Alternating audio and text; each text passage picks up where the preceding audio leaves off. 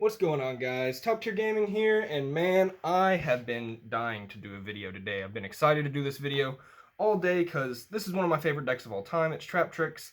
It's been a while since I updated the list, and yeah, I just wanted to do this video in this version of the deck because it really says a lot about the market right now in Yu-Gi-Oh! This is a budget deck historically. Like, Traptrix are usually a relatively cheap deck, but man, not only is the market just wild right now, I am a big fan of shiny cardboard, and I've sort of built the deck and been running this list. And this list is, I was just checking prices yesterday, and it's like $4,400 on like low-end TCG player prices. So yeah, it really says something about Yu-Gi-Oh! Right now. And if you're a fan of shiny cardboard, I think you're really going to like this video because there is some really nice shiny cardboard. But you don't have to play the deck in this way. There's ways to make this deck a lot cheaper. Traptrix can be like $100 deck, which is relatively budget for Yu-Gi-Oh! So I'll be giving some budget options in this list as well, but yeah, this deck really has some expensive cards. So if you're a fan of shiny cardboard, you're really going to like this video. But before I get into it, some things to talk about. We are building up our socials, and we have a Twitter and a Discord that we are building up. So if you want to join those communities and hang out, the links are in the description. We have some really cool stuff going on, and we have like a deck doctor thing on our Discord, and you can talk to other people in there. And yeah, we're just trying to build it up and have a good time. So if that interests you, the links are down in the description. Also, before we get started, I'm going to show off my sleeves because, yeah, people constantly ask me about my sleeves on the channel and where I get them. I just go to eBay. They're like Japanese Comic Cat sleeves, so pretty easy to find. You just type in sleeves you want, and yeah, they're usually there. So people always ask about my sleeves, and yeah, it's just eBay. Nothing super secret. But yeah, let's get on into the list. So starting off, we have the very standard 3 Myrmeleo, 3 Mantis, and 3 Dionaya. This is a very standard ratio, and this is why Traptrix are just like a budget deck. Like, you can see that this lineup, especially if you don't have Super Myrmeleos, you can get this lineup for like $3, and you have the entire core of the deck for $3. Like, this is a budget deck at the end of the day.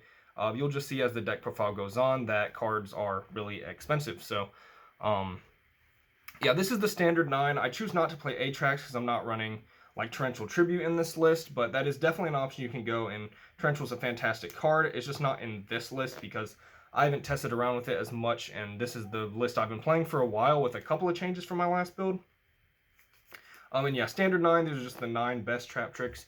You want to run a good amount. Like, I've gone to 2 Dionaya several times. I swap between 2 and 3 of this quite often.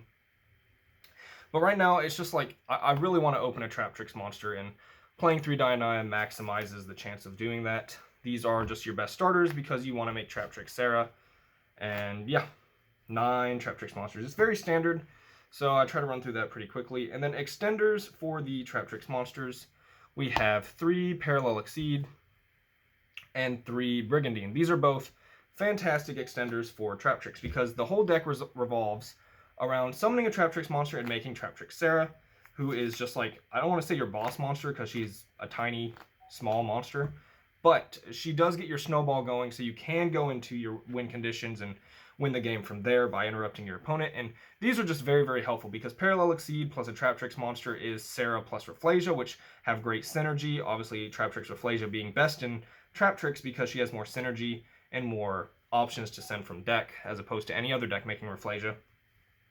So Parallel Exceed is a rank 4 plus Sarah, but Brigandine is just even better because it procs Sarah's effect first turn, which means you get a rank 4 and an additional trap hole because your Traptrix monster will activate its effect. So you end up with like a much quicker start to your snowball.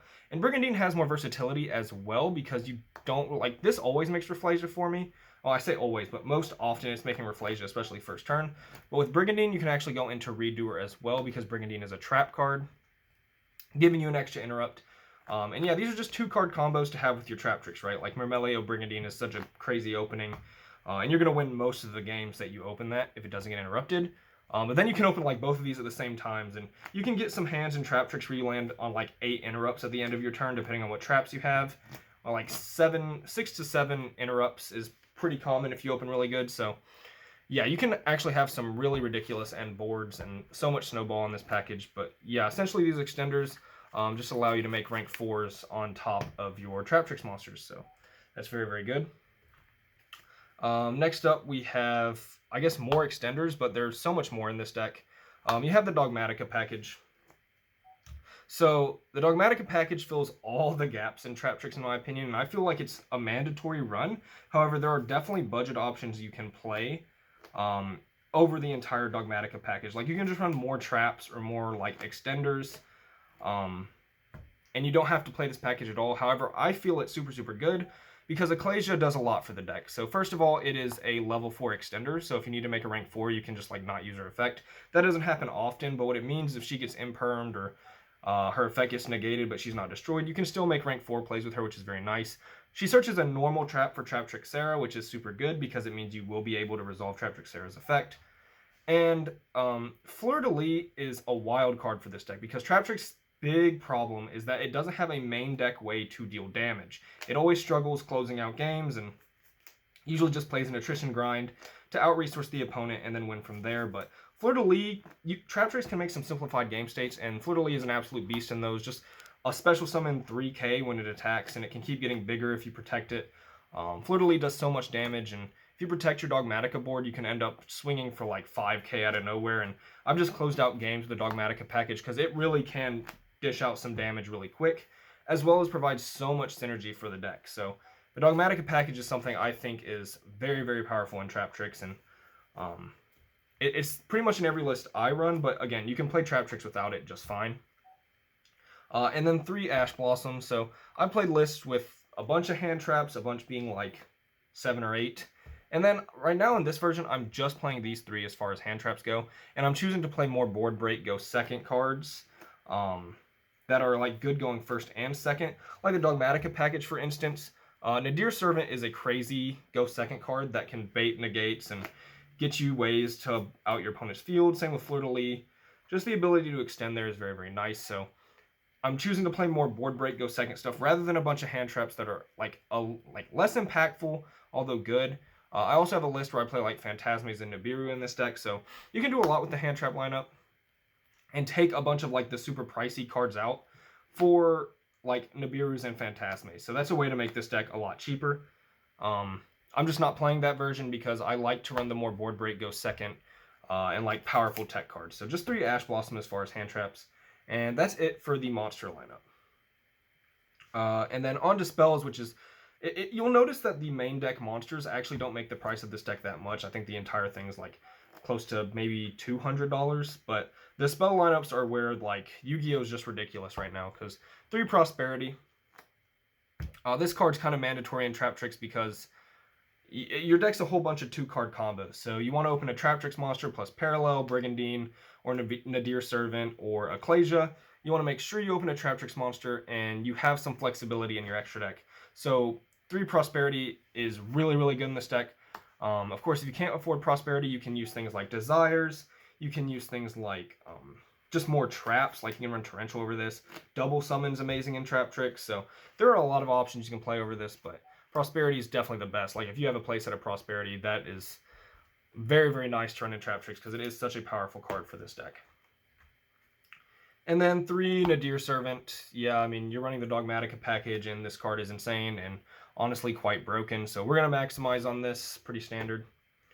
And then 2 Triple Tactics Talent. So this is one of those board break go second cards that is good going first and second. I've talked about this in some of my other lists that I'm running Tactics, which I think is most of my lists run Tactics. But yeah, Triple Tactics Talent. First of all, it's an Outer Dragoon, which is amazing, but it can also be good going first if you run into hand traps or anything like that. You do give your opponent a couple of opportunities to hand trap you. Bell can hit Nadir Servant. Ash hits Parallel, and Sarah if you use Brigandine. You can get like Veilered, you can get Phantasmade. So there's a lot of opportunities for this card to be useful.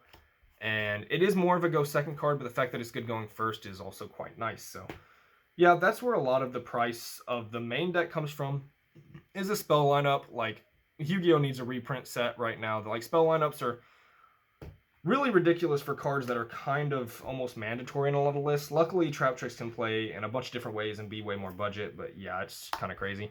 And then Double or Nothing. This is like the best card in your deck, although it is complete garbage to draw. But we do have ways in the extra deck to put this back into our deck, which is a very, very important part. And it's one of the things you have to watch out for with Prosperity is that one extra deck card. So if you open like Prosperity and a Deer Servant, you have to be kind of careful about that. But yeah, I'll get to that when we get to the extra deck. For traps, 3 Solemn Strike. Before I guess we go further into the traps, you're going to be surprised at how many trap cards are actually in this deck when it's considered like a trap deck. It does not run a lot of traps. It really plays more of a interruption game with like monsters and snowball, and it doesn't like hard floodgate like a lot of trap decks do. So that's one of my favorite things about Traptrix is it plays like offensive game and defensive game without being like hard helmet floodgate. But yeah, 3 strikes. Just one of the best trap cards in general, and I'm going to maximize it at 3. It's also good at breaking boards. So yeah, it's another one of those cards that you can play over hand traps, and it still functions going first or second. 1 Ice Dragon's Prison. I know I'm showing off this deck and like I'm talking about prices because it is just a very expensive deck, and people have mentioned in other deck profiles I've had where they're like, whoa, this deck's expensive, and yeah, it is, but I actually sold one of my Ice Dragon's Prison because it did just get to a price where I'm like, okay, this is ridiculous. I need to offload these. So I only have one right now, and I'm in the process of selling this one. But Ice Dragon's Prison, if you have them, I'd play 2 in this list because honestly, Ice Dragon's Prison is just an absurdly good card. I think it's like $60 right now, which is really crazy for an ultra rare from a set, but it does hold the price tag because of how powerful it is. So if you have access to Ice Dragon's Prison, I'd personally play 2, and I have in the past, but I only have one in this list because I only own one, so unfortunate, but yeah. Then for trap holes, 1 Floodgate, 1 Time Space, and double Gravedigger's trap hole. This is my preferred lineup. I like 4 trap holes. Gravedigger, in my opinion, is the best one because it just stops so much, and Floodgate generically is really, really good, but I like Time Space over the second Floodgate. For cards like Verte Anaconda and essentially any link that Floodgate can't hit, I like the versatility that Time Space brings with that. So yeah. And then lastly for traps, 2 Dogmatika Punishment. For your Dogmatika package, of course, it's a normal trap, so it procs Sarah. It's one of the most absurd cards in Yu-Gi-Oh!, but you do have to be kind of careful with this because you can't use your extra deck the next turn. So sometimes I'll be more conservative with this card and not use it and let something die so I can Utopia double them the next turn. But if you're playing a more grind game and you can swing with Dogmatika monsters for game, then you can just use this freely. So you can push out a lot of damage if you control the board state, even without going in your extra deck. And yeah, that's the main deck. On to the extra deck. 2 Traptrix Sarah. So this is pretty much the heart and soul of the deck. The reason the deck exists is because of Traptrix Sarah. I don't run 3 because there's not space for 3 in my opinion, but I also very rarely need the third one. Like, it's come up before, I mean, I'm not going to lie, but maybe 1 out of a big old ton of games have I needed the third one, and you're just really able to win without it. But if you have a lot of extra deck space and you feel like you need the third one, I mean, it's not bad. Like, 3 Sarah is completely fine, so. 1 Link Spider, this is for your Shade Brigandine. If I could, this is what I would play the third Sarah over, but unfortunately, like, I feel like I need this card. Because Brigandine plus Parallel can, like, get you places if you don't open a Traptrix monster. And yeah, this is just for the really weird hands where you don't open a Traptrix monster, but you open Brigandine. You can do stuff with it. Pentastag, because you run Floodgate, Trap Hole, and Utopia double in the same deck, it makes this pretty mandatory. It's also a very, very generic link too, with a down arrow. And then 1 BLS. This is what I'm probably going to take out for Utra Calaria and Lightning Overdrive, because I do want to play one of her, because I think she's a cool card. But BLS is a great alternative win condition for the deck. You can play Borosword over this slot as well. I've just had some pretty good luck with BLS. Like, you make it with Fleur-de-Lis, and then it can just win games on its own if you get it to 4,500 attack. So I make it every now and then. It doesn't come up often, but it can, and it's just a very, very good win condition. And then Traptrix Rafflesia and Traptrix Alamaris. Very nice, shiny Starlight. This card has gone up recently. I think she's at like 300 plus, which is ridiculous.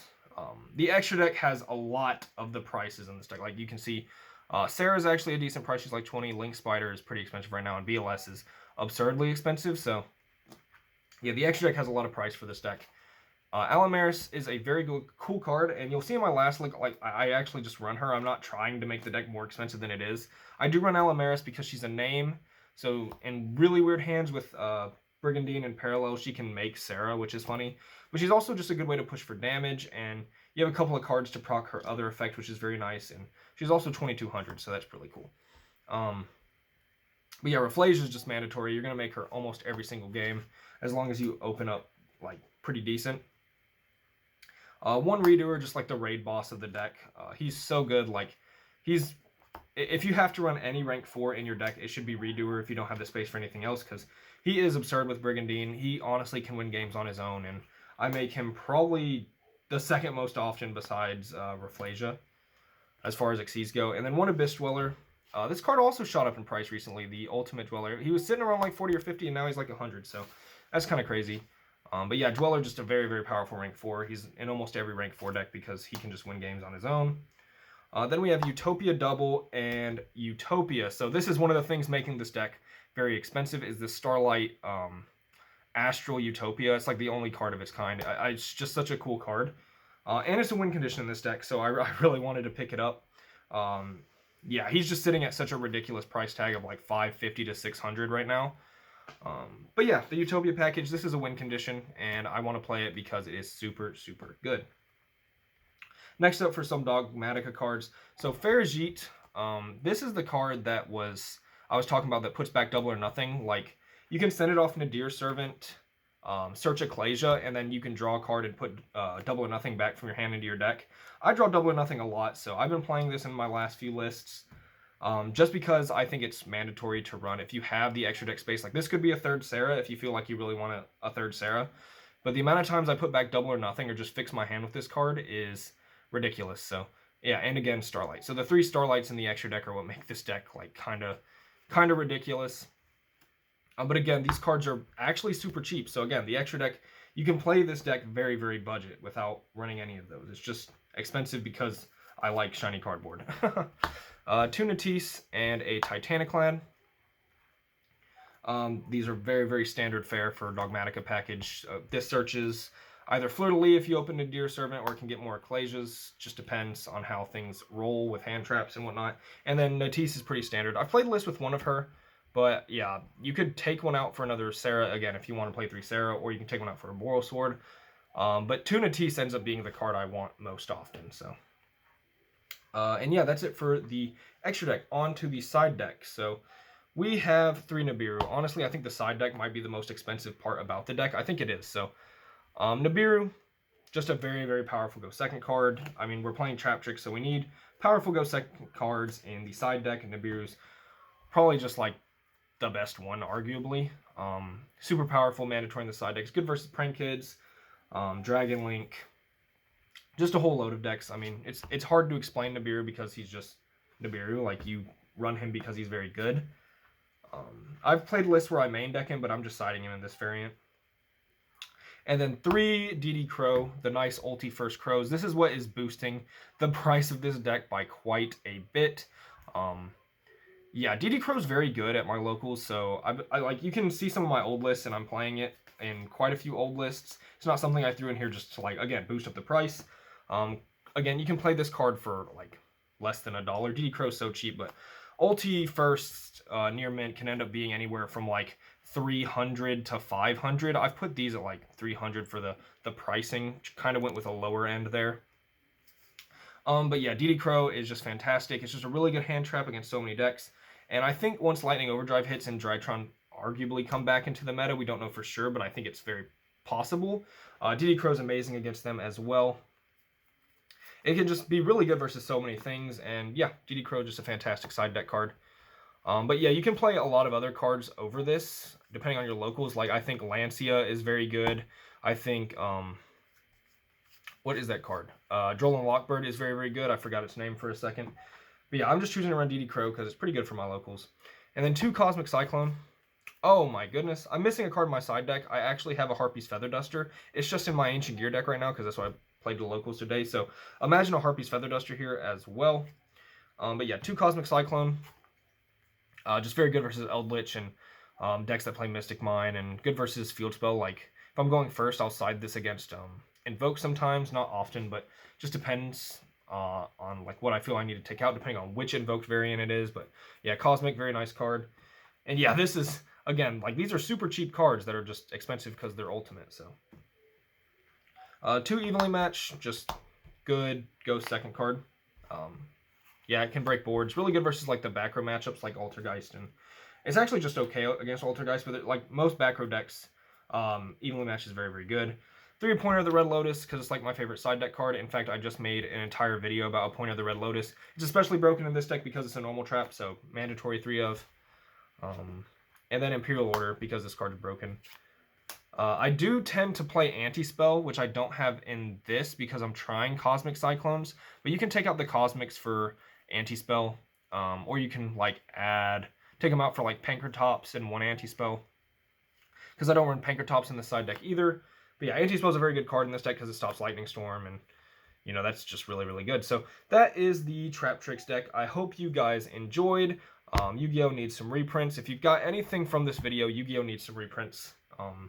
This game is ridiculously expensive right now, especially with how the market is. But yeah, if you did enjoy this list, and you do enjoy Traptrix, please leave a like and subscribe. I will catch you guys next time. This was Top Tier Gaming. Bye, YouTube.